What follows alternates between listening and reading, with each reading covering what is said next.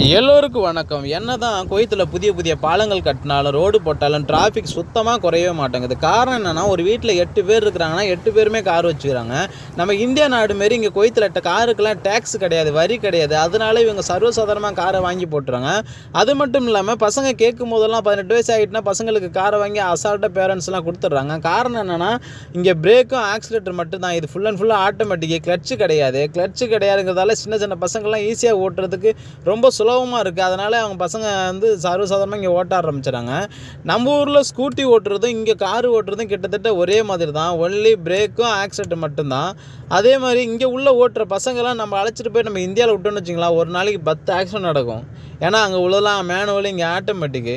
அதனால் இங்கே காரு சர்வசாதாரணமாக சேல்ஸ் ஆகுது, எல்லாருமே வாங்கி போட்டுறாங்க. அதனால் நாளுக்கு நாள் டிராஃபிக் அதிகரிச்சுட்டு தான் இருக்க தவிர குறையவே மாட்டேங்குது. ஓகே ஃப்ரெண்ட்ஸ், இந்த வீடியோ பிடிச்சிருந்தால் லைக் மட்டும் கமெண்ட் பண்ணுங்கள். நன்றி, வணக்கம்.